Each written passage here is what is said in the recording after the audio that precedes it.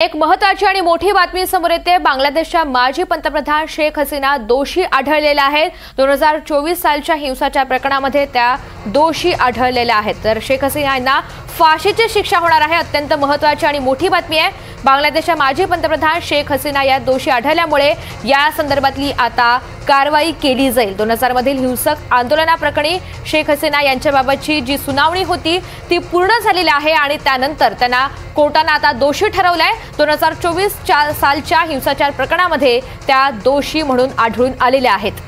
दरम्यान सर्वोच्च न्यायालयाने हा निकाल दिलेला आहे आणि त्या संदर्भातला हा महत्त्वाचा निकाल समोर येतोय।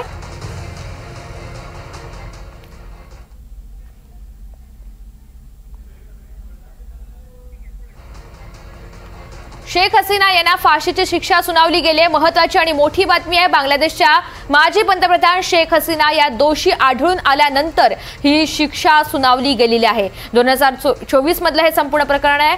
3 गुन्हे मानवाधिकारांचं उल्लंघन झालेलं आहे असं कोर्टाने निरीक्षण नोंदवलेलं आहे आणि त्याच अनुषंगाने ही मोठी शिक्षा सुनावली गेली। 2024 मधलं हिंसक आंदोलनाचं हे संपूर्ण प्रकरण आहे, ज्यामध्ये पूर्ण देशच भरडला गेलेला होता। ठिकठिकाणी जाळपोळ झालेली होती, हिंसक आंदोलनं झालेली होती आणि अख्खा देश पेटलेल्या स्थितीमध्ये होता। असं असताना आता या संदर्भातली महत्त्वाची सुनावणी झालेली आहे। सुप्रीम कोर्टाने हा महत्त्वाचा निकाल दिलेला आहे। बांगलादेशच्या माजी पंतप्रधान शेख हसीना या दोषी आढळल्यामुळे त्यांना आता ही शिक्षा सुनावली गेली आहे। 3 गुन्हे मानव अधिकारांचं उल्लंघन करणारे, त्यामुळे आता ही शिक्षा सुनावली गेली आहे। कोर्टाने हे निरीक्षण नोंदवलंय।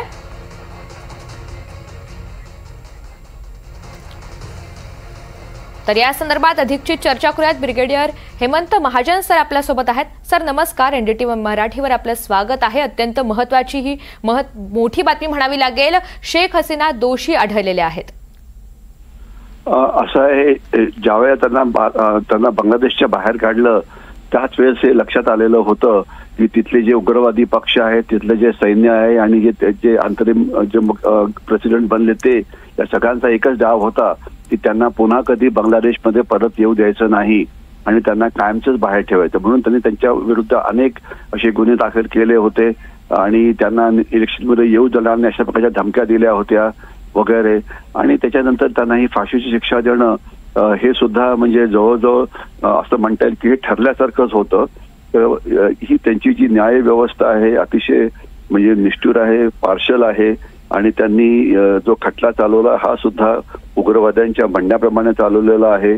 शिक्षा जी दिलेली आहे ती सुद्धा उग्रवाद्यांना खुश करावं म्हणून दिलेली आहे। सगळं चुकीचं आहे।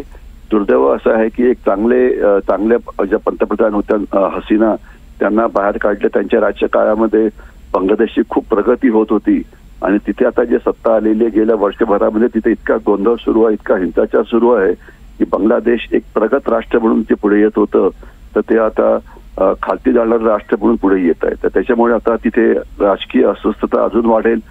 अवामी लीग ही त्यांची पार्टी आहे, ती पुन्हा काहीतरी हिंसाचार करतील, त्यांना मारण्याकरता पुन्हा तिथले पोलीस काम करतील। म्हणजे बांगलादेशमध्ये येणाऱ्या काळामध्ये प्रचंड हिंसाचार होणार आहे, अस्वस्थता माजणार आहे। अशा प्रकारचं भवितव्य आपण पुढे मांडू शकतो। एक अतिशय चुकीचा निर्णय आहे, त्याच्यात सुद्धा काही डाऊट नको। पण याच्यामुळे भारतात पुढे समोर अर्थात एक पेच राहू शकतो, तो म्हणजे जर त्यांच्या सरकारने म्हटलं की बघा आमच्या कोर्टाने त्यांना शिक्षा दिलेली आहे, तुम्ही त्यांना आता आम्हाला हँडओव्हर करा फाशी देण्याकरता, तर आपण त्यांना ते करू की नाही।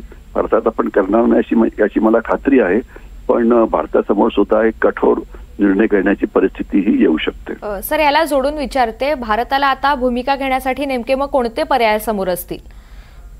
भारताला काहीतरी टेक्निकल कारणे शोधावे लागतील की तुमचा जो कायदा आहे तो आम्हाला लागू नाहीये। आम्ही त्यांना आमच्या जो देशाचा भारताचा जो कायदा आहे ज्याच्यामध्ये ज्यांच्यावरती अन्याय होतो त्यांना आम्ही शरणागती देतो, जसं आम्ही सीए मध्ये ठरवलेलं आहे तसं काहीतरी कायदेशीर बाब काढून त्यांना वाचवावं लागेल। कारण म्हणजे त्यांना हँडओव्हर करून त्यांना फाशीची शिक्षा देणं हे म्हणजे अतिरेकी वादाला जो बांगलादेशचा त्याला बळी पडावं लागेल, तर त्यांना आपल्याला वाचवावंच लागेल। पण फक्त काहीतरी म्हणजे त्याला कायद्याचा आधार घ्यावा लागेल, कारण शेवटी आपण एक रिस्पॉन्सिबल देश आहोत आणि म्हणजे आंतरराष्ट्रीय कायद्याचं पालन आपण करायला पाहिजे। तर त्याप्रमाणे शरणागती पत्करली असं काहीतरी सांगून त्यांना आपल्याला वाचवावं लागेल। निश्चित सर, या सगळ्या संदर्भात आपण सविस्तर बातचीत केली, माहिती दिली, त्यासाठी धन्यवाद।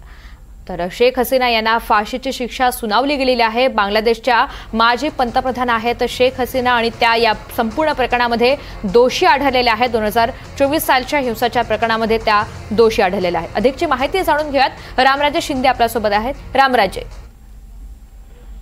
बिलकुल, हा जो हिंसाचार झाला होता त्यानंतर आज सुनावणी झाली आणि कोर्टानं दोन महत्वाचे एका ओळीमध्ये सांगितलेले की कशामुळे हे फाशी शिक्षा सुनावली जाते। एक म्हणजे की बांगलादेशामध्ये जी हिंसा झाली ते थांबवण्यामध्ये अपयश मिळालं शेख हसीनांना, आणि दुसरं म्हणजे की मानवतेच्या विरोधामध्ये हा गुन्हा आहे आणि त्याचा ठपका जो आहे तो आता शेख हसीना यांच्यावर लावण्यात आलेला आहे। आता 5 मुद्दे याच्यामध्ये कोर्टाने जे आहेत ते नमूद केले होते। हे 5 जे आरोप आहेत महत्वाचे, या 5 आरोपांच्या आधारावर त्यांना शिक्षा देण्यात आलेली आहे। पहिला आरोप म्हणजे की खून आणि हत्येचा, आणि त्याचबरोबर जे निदर्शक होते त्यांचा छळ केल्याचा आरोप यामध्ये लावण्यात आलेला आहे। आणि आवामी लीग यांच्याशी संबंधित काही सशस्त्र लोकांनी नागरिकांवर हल्ला केला आहे, त्यांचा पक्ष आहे आवामी लीग, त्यांचे जे कार्यकर्ते आहेत त्यांनी हे हिंसाचार केलेला आहे, त्यांनी नागरिकांवर हल्ला केलेला आहे आणि संपूर्ण हिंसा घडवण्यासाठी प्रोत्साहन दिलेलं आहे, अशा प्रकारचा हा आरोप होता। हा पहिला नंबर। दुसरा नंबर म्हणजे की विद्यार्थ्यांवर प्राणघातक शस्त्र आणि हेलिकॉप्टर आणि ड्रोनचा वापर करून हल्ले करण्यात आलेले आहेत, हा दुसरा महत्वाचा आरोप होता। तिसरा आरोप होता म्हणजे की शेख हसीना यांनी हत्येचे आदेश दिले, कट रचला आणि त्यामध्ये सहभागी सुद्धा झाली, कारण एक विद्यार्थी आहे अबू सईद, याच्या हत्येशी संबंधित हे प्रकरण आहे आणि त्याची ही हत्या करण्यात आली होती, असा तिसरा आरोप आहे। चौथा आरोप म्हणजे की ढाकामध्ये चांगरफुल येथे एक निदर्शन झाली होती आणि त्या निदर्शनावर निशस्त्र होते हे संपूर्ण विद्यार्थी, त्यांच्यावर हल्ला करण्यात आला होता आणि त्यासाठी आदेश दिले होते, चिथावणी केली होती आणि कट रचला होता, हा चौथा आरोप आहे। आणि पाचवा आरोप जो आहे की विद्यार्थ्यांना गोळ्या घालून ठार करण्यात आलेला आहे आणि त्याचबरोबर मृतदेह जाळण्यात आलेले आहेत। त्यामुळे हे 5 आरोप सिद्ध झालेले आणि त्याच्या आधारावर निकाल देण्यात आलेला आहे। निश्चित, धन्यवाद सविस्तर माहितीसाठी।